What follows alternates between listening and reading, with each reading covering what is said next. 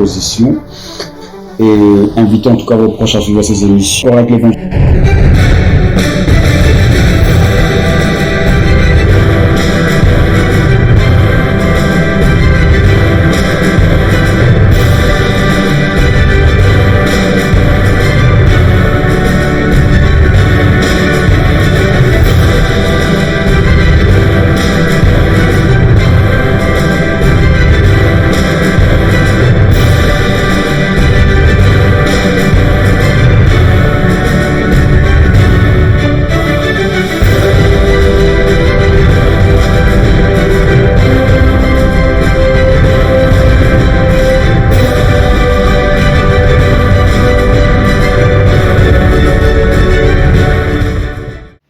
Salue la divinité qui habite en vous et laisse que les bénédictions soient.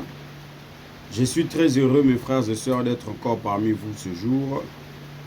Et je m'en viens par la présente afin d'apporter une lumière par rapport à la préoccupation ou aux préoccupations qu'a eu l'un de nos frères. Cela veut dire l'un de nos internautes, des personnes qui nous suivent. Il m'a dit, maître, que pouvez-vous nous dire par rapport à la sainteté? J'ai compris qu'il était dans le besoin de connaître, n'est-ce pas, cette notion de la sainteté. Alors, avant d'entrer dans le pourquoi de cette vidéogramme, je vous invite à vérifier si vous n'êtes pas encore abonné à la chaîne. Veuillez vous abonner, partager la vidéo, laissez-nous vos commentaires, likez la vidéo, n'oubliez pas en tout cas. Et activez la cloche de notification là-bas pour être informé si vous aurez de questions ou si vous avez des questions à poser par rapport à tout ce qui sera exposé ce jour. Veuillez nous contacter via le numéro qui est juste affiché en bas de vos écrans et nous allons vous répondre. Je suis votre frère Nathan Matondo. Aujourd'hui, nous allons parler sur un sujet important, vraiment important, et je pense que le frère sera satisfait, à savoir les tabous du christianisme face à la sainteté authentique. Aujourd'hui, nous allons parler sur les tabous du christianisme face à la sainteté authentique. Vous savez, très souvent dans la vie de tous les jours, nous entendons ceci venant beaucoup plus des prédicateurs, afin de nous mettre en garde, n'est-ce pas, contre le mal ou contre le diable et ses acolytes. Les prédicateurs disent ceci: ne prenez pas de la bière,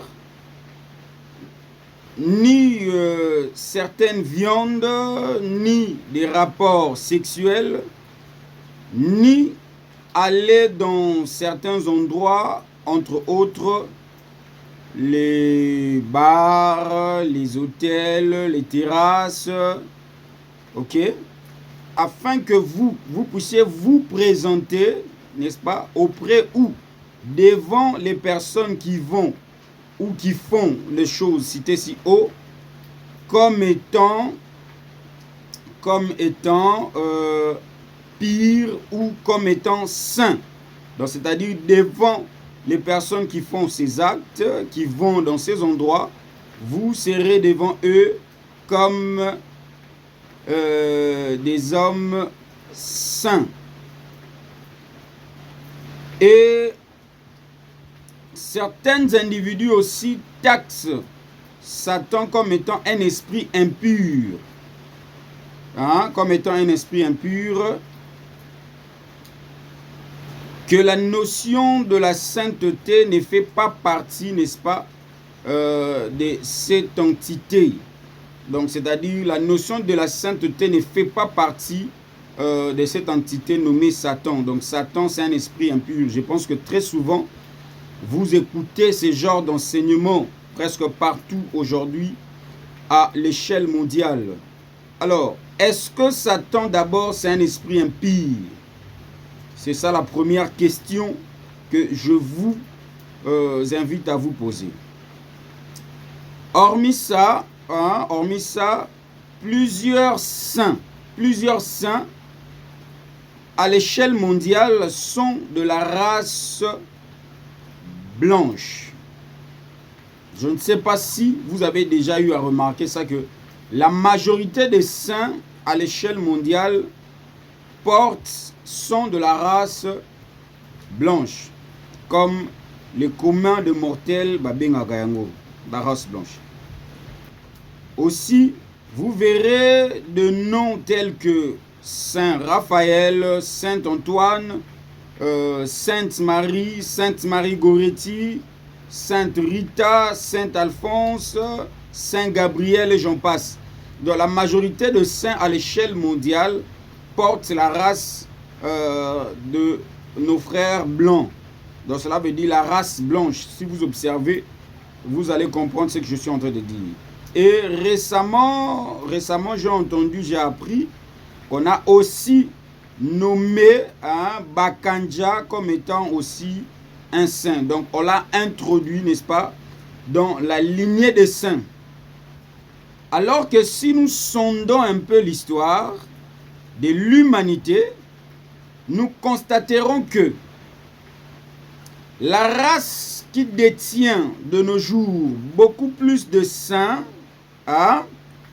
est parmi les individus qui ont fait beaucoup de sacrilèges à l'échelle mondiale. À l'échelle mondiale. Souvenez-vous un peu de ce qu'on nous a appris. Souvenez-vous du commerce, voilà. Souvenez-vous du commerce triangulaire. Souvenez-vous encore de la vente de bois d'ébène. Souvenez-vous encore de la déportation des esclaves. Souvenez-vous du marché de Tipo et j'en passe. Vous allez remarquer que la race qui détient aujourd'hui beaucoup plus des saints, si nous sondons, si nous scriptons l'histoire, nous allons voir, l'histoire va nous dire ceci, que ces individus ont beaucoup plus participé au génocide, au massacre, au sacrilège à l'échelle mondiale. À l'échelle mondiale. Avec la compréhension que détiennent certaines personnes en rapport avec la notion de la sainteté, est-ce que ces personnages cités si haut ou ci-dessus peuvent-ils avoir autant de saints? Avec la compréhension que détient plusieurs prédicateurs qu'on vous enseigne aujourd'hui, est-ce que ces individus peuvent avoir beaucoup de saints? Est-ce que vous ne voyez pas qu'il y a une contradiction? Je ne sais pas si vous me comprenez. Voyons un peu quelques exemples donnés par certains prêtres et autres hommes appartenant à quelques religions. Voyons quelques exemples. Nous prenons le premier exemple. La sainteté, c'est l'union au Christ à laquelle tous les baptisés sont appelés. C'est la charité vécue pleinement, c'est-à-dire l'amour de Dieu par-dessus toute chose et l'amour du prochain. Je pense que certains prêtres vous donneront cette approche par rapport à la notion de la sainteté. Mais si nous observons avec attention soutenue cette approche et ce que l'histoire nous relate, vous ne voyez pas que ça ne cadre pas. Prenons l'exemple de la sainteté, c'est le titre de respect qu'on emploie en parlant du pape ou des hauts responsables religieux.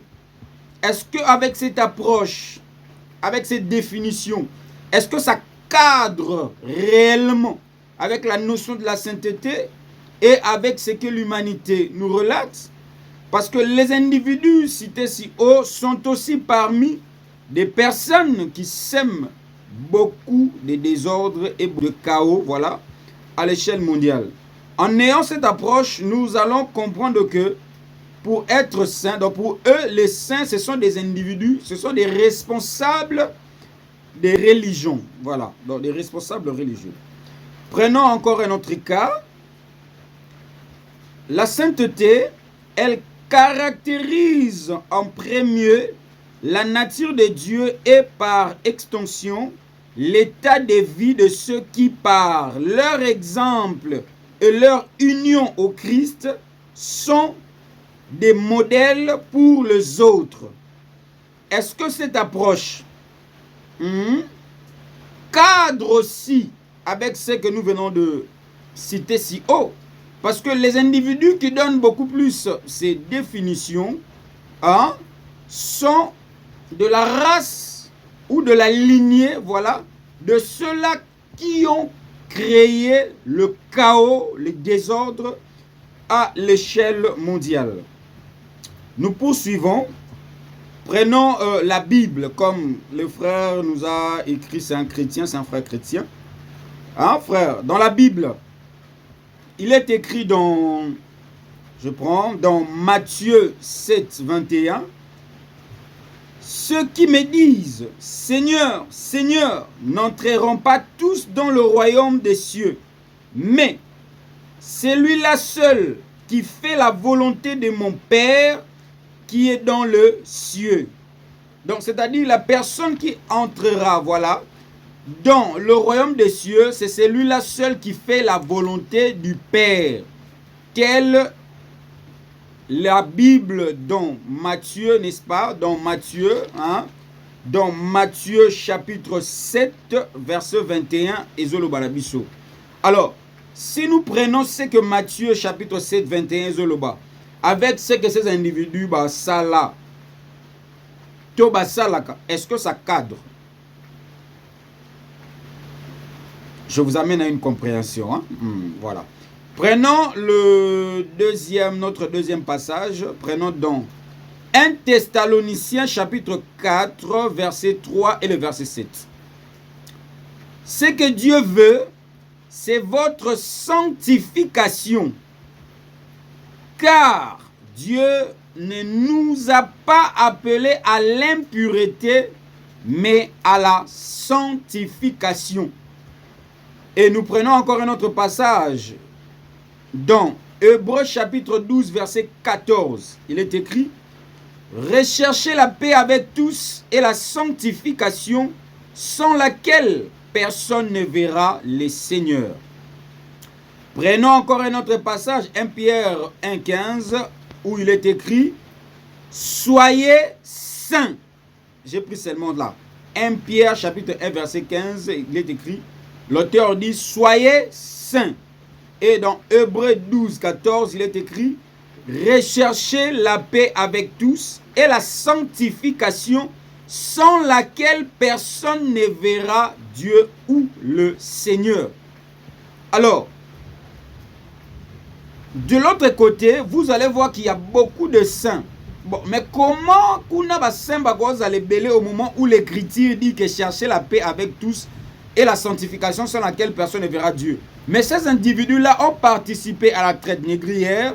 Ces individus-là ont participé à la vente des esclaves et j'en passe. Mais comment bateau basali makambo boye mais na kati na bango to mona ba santu bazé belé. Est-ce que la notion, l'approche que nous avons de la sainteté est correcte?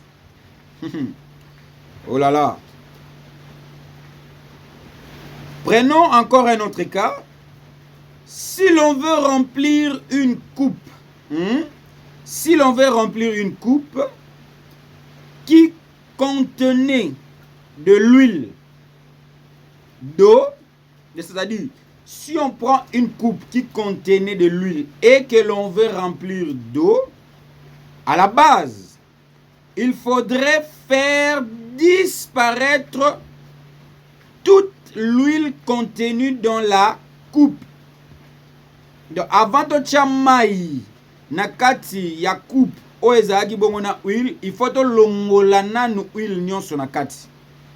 Ainsi, on pourra vous dire que la sainteté est un état dans lequel ne subsiste ni colère, ni malice, ni blasphème, ni hypocrisie, ni envie, ni amour du confort, ni désir de la bonne opinion des autres, ni honte de la croix, ni mondanité, ni tromperie, ni discorde, ni convoitise, ni aucun mauvais désir ou penchant. Je ne sais pas si vous suivez bien mon approche. Mais si la sainteté, c'est ce que je viens de citer, ou cadre aussi, voilà, avec ce que je viens de citer. Mais pourquoi au milieu de ces individus, il y a beaucoup de saints? Au moment où ils ont fait beaucoup de bavures à l'échelle mondiale. Une personne qui observe toutes ces choses est-elle sainte? C'est une question que je peux vous poser. Vous devez savoir, mes frères et sœurs, que la notion de la sainteté ou encore la sanctification diffère de ce qu'on vous a apporté comme des définitions, comme des concepts, comme des approches. Alors, plusieurs d'entre vous, vous avez reçu des approches « mais ma bino vers l'égarement ». Ah, oui, mais ma bino vers l'égarement. Que la paix soit avec vous. Vous devez noter ceci, mes frères et sœurs, que la sanctification n'a rien à voir avec certains éléments cités si haut. Lorsque vous entendez dans la prière de notre Père, la prière de notre Père dans la Bible, on dit « Notre Père qui es aux cieux, que ton nom soit sanctifié ». Mais qu'est-ce que ça voudrait dire que ton nom soit sanctifié? Que ton nom soit sanctifié, cela voudrait dire que ton nom soit connu de tous les hommes. Que ton nom soit connu de tous les hommes. Lorsque vous voyez dans la Bible, on dit notre Père qui est aux cieux, que ton nom soit sanctifié. Que ton nom soit sanctifié veut dire que ton nom soit connu de tous les hommes. À part ça, dans la prière sacerdotale, vous verrez dans Jean chapitre 17 verset 3, le Christ, le Mashiach dit « Or, la vie éternelle, c'est qu'ils te connaissent, toi, le seul vrai Dieu, et celui que tu as envoyé. » Et dans Jean 17, 17, il est écrit « Sanctifie-les par ta vérité. Ta parole est la vérité. » Mais qu'est-ce que cela voudrait dire? Sanctifie-les par ta vérité voudrait dire ceci. Notez bien. Ça veut dire fais-les connaître ta vérité. À cela, vous devez comprendre ceci, mes frères et sœurs. Voici maintenant, je vous livre les secrets. La sanctification renvoie à la connaissance. Une personne sainte, c'est une personne qui a la connaissance mystico-spirituelle aboutie ou avancée. Ça n'a rien à voir avec ce que ces individus vous disent. Ça n'a rien à voir avec ce que certains prédicateurs vous disent. Non. La notion de la sainteté renvoie à la connaissance. Tout sachant est un saint. Voilà comment on vous a trompé. Tout sachant est un saint, comme moi. Je suis un saint parce que je suis un sachant. Et je suis une divinité. Un saint est un sachant. Tout sachant est un saint. Voilà pourquoi vous verrez dans l'histoire de Mansa Musa Moïse, on vous dira, Dieu dit, tu regarderas mon serviteur comme étant saint. En d'autres termes, tu regarderas mon serviteur comme étant un sachant. Mais pourquoi il est saint? Il est saint parce qu'il détient la haute connaissance mystico-spirituelle. Et cette connaissance le sanctifie. Donc cette connaissance les sanctifie. Les sanctifie, qu'est-ce que cela voudrait dire? Cette connaissance lui amène à la transmutation ou aux mutations des états. Donc il quitte l'état des basses énergies pour aller vers l'état des pires énergies. Donc cela veut dire vers la lumière la plus subtile. La grande lumière, pour ne pas aller un peu loin. Voilà que vous verrez le Mashiach dire à ses disciples, il dit, vous êtes pires à cause de cette parole que je vous ai annoncée.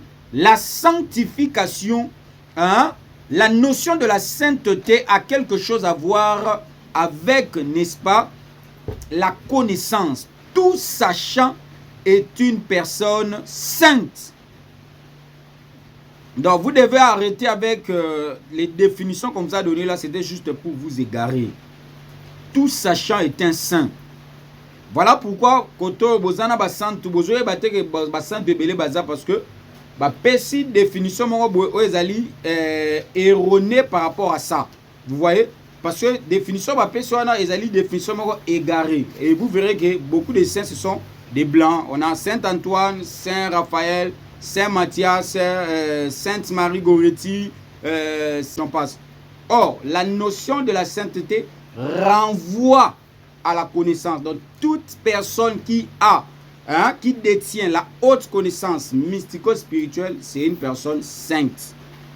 C'est ça la vérité. Alors, si vous avez des questions à poser, veuillez poser toutes vos questions. On va vous répondre. Mais, vous devez noter ceci. Il y a deux sortes ou types de saints. Ça, c'est ce qu'il faut noter. Il y a des saints qui vibrent dans le haut astral et il y a des saints qui vibrent dans le bas astral. Voilà pourquoi Mon dit Salomon, qui était l'homme qui détenait plus de connaissances dans ce que vous appelez l'ancienne alliance, a eu à chuter. Il a dit quelque chose, il dit... je me suis exercé pour connaître la sagesse.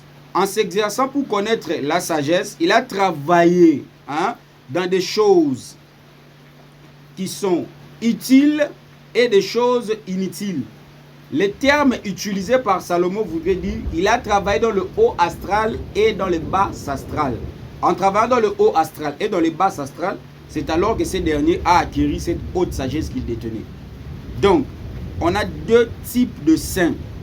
Il y a le saint qui vibre dans le haut astral. Donc, les saints qui vibrent dans le haut astral, ce sont des saints qu'on peut considérer, voilà, dans le plan physique comme étant des saints qui ont évolué dans la partie positive. Donc, voilà. Ainsi, toute personne qui détient la haute connaissance mystico-spirituelle, c'est une personne sainte. Mais attention, on a deux types ou sortes de saints. Il y a de ceux qui vibrent dans le haut astral et il y a de ceux qui vibrent dans les bas astrales. Voilà, posez toutes vos questions et on pourra vous répondre. Je pense que dans la deuxième partie, c'est là où Toko est maintenant pour vous donner les particularités, je dis ça comme ça. Il y a bassin au basali bongona haut astral puis au basali bongona bas astral. Mais vous devez noter que la notion de la sainteté renvoie à la connaissance. Voilà pourquoi Jésus dit or la vie éternelle, c'est qu'ils te connaissent. Dans d'autres termes, or la vie éternelle, c'est qu'ils deviennent des saints. Donc, c'était ça, l'éclairage. qu'on a voulu apporter et laisse que les bénédictions soient. On est ensemble, veuillez partager la vidéo et on se voit au prochain numéro. Ingeta.